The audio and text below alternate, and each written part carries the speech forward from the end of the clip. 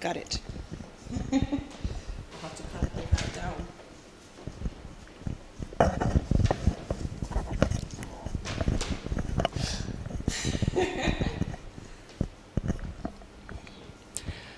Well, hello everybody. Welcome to our first show, Conversations at the Cartoon Museum. Today we want to explore a little bit the life and work of one of the greatest in the history of comic books, and that is the amazing Jack Kirby. With me is Steve Marchant, head of education, fantastic cartoon artist himself, and a comic book expert. And we're going to have a little bit of a conversation regarding Jack Kirby. Maybe we might want to start by asking ourselves, well, who is Jack Kirby? What has he done? Why is he awesome? Well, for anybody that thinks they don't know the name Jack Kirby, they will certainly know some of the many, many fantastic comic book characters he created over his long career. If you're a fan of any of the recent Marvel movies featuring Captain America, Iron Man, Hulk, Thor, the Avengers, the X-Men, that was Jack Kirby's work. That he created those characters with Stan Lee for Marvel Comics, and they're still with us long after his untimely death in 1994. And yes, here we have our Mr. Miracle page that we've put back on display in the Comic Creators Gallery here to honour the great man's 100th birthday. If he'd lived to this day, he would be 100 years old in August 2017. And this is a page from one of his lesser-known titles, Mr. Miracle, which he produced for DC Comics in the early 1970s. And Mr. Miracle was ostensibly a super escape artist who could get out of any trap anywhere. It was like a science fiction Houdini, who was also part of a strange, otherworldly race of beings called the New Gods, who were waging an intergalactic war with Earth as their battleground. Really? And as a 7-year-old kid in Wolverhampton, it blew my tiny mind. And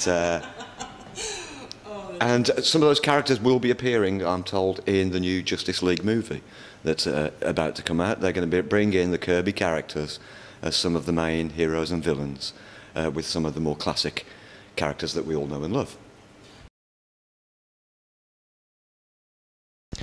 Kirby was a visionary. Well, the clue's in the title. He had a vision for what comics could be, beyond just colourful monthly entertainment for children. And he wanted to expand the types of comics that were available and the formats that they were available in. I mean, he was a visionary in terms of when he went to DC Comics, he initiated a storyline that ran across 4 different titles, which had not been attempted in comics before. Once or twice, Marvel Comics might have done a story that began in one title, and you had to buy the next issue of the Hulk instead to find what happened at the end. Or it might have been something that started in Fantastic Four, and then you had to read Spider-Man to find out. That was as far as they ever went.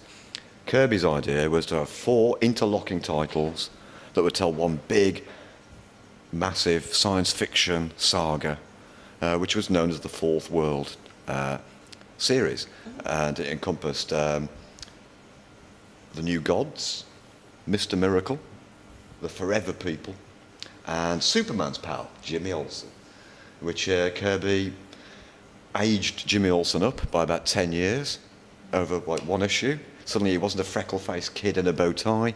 He was an all-action hero in a jumpsuit investigating science fiction phenomena. And the New Gods told the story of a galactic war that was being waged with Earth as the battleground. It was just a fantastic, visionary way of storytelling with comics. And he wanted to do, and did, black and white magazines aimed at older readers. Now, there had been black and white comics already, creepy, eerie, things like that. But he wanted to take them into different genres. So there was a crime comic in the days of the mob. There was a supernatural comic, The Spirit World, which allegedly was based on true life tales of supernatural phenomena. There was one planned but never appeared called Soul Love, which was a romance comic about and for black people. That had never been done before. Kirby created the first black superhero, the Black Panther, for Marvel Comics in the 60s. That had never been done before. He just had, you know, more ideas than he was ever fully given the opportunity to exploit. He was an ideas factory, and in that way, he was a visionary, in my view.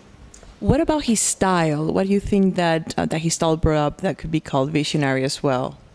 Well, Kirby brought a kinetic energy to the comic page, even not just fight scenes, but even like people standing around having a conversation.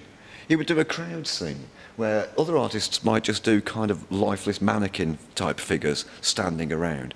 Each of the people in a Kirby crowd scene is busy doing something. They're all doing their own little thing. There's a guy here fixing his camera. There's a guy here taking notes. There's a guy here intently looking at what's going on. You could just read a Kirby comic and then just go through it again and again and just sort of see the background stories of, you know, people's reactions and all that kind of a thing. Kirby just brought a new language to comics. Other artists, a lot of comic artists are coming from other fields, from advertising and from general illustration. They kind of thought they were slumming it. Kirby wanted to do comics. That's what he wanted to do. And with every title he took on, he tried different storytelling methods, which other artists immediately took on as their own. He was often like, new artists would be starting out and they would be showing the new artists, here are some Kirby pages, try and do it like Kirby. He didn't invent comics. He didn't invent comics, but he was like in the way that Elvis didn't invent rock and roll. But just as Elvis became known as the king of rock and roll, Kirby became known as the king of comics for the energy, the vitality, the verve, the enthusiasm that he brought to it, an enthusiasm that remained undimmed throughout a very long career.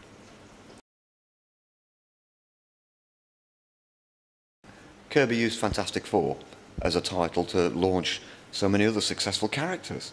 The Black Panther, the very first black superhero, first appeared in the Fantastic Four. The Silver Surfer, which has gone on to be just such a popular character. Stan Lee hadn't even mentioned that to Kirby. He said he just wanted to have a story where some gigantic alien wants to devour the Earth. See what you can do with that, Jack. And he turned up with 20 pages featuring the silver guy flying around.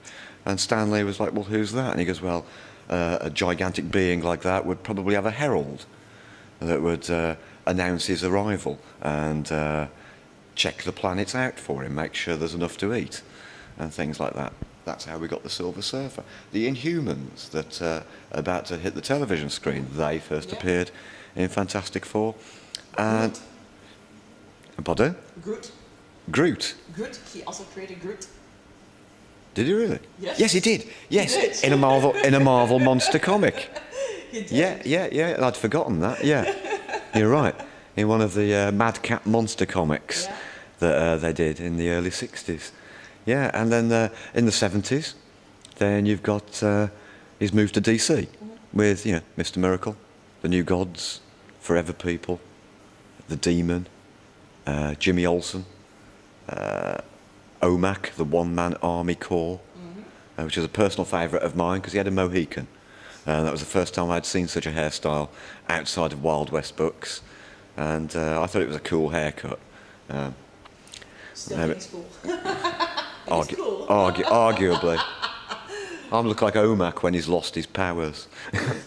But no, the fantastic work he did for DC, which again, as I think we've mentioned, the Fourth World Series, interlocking stories.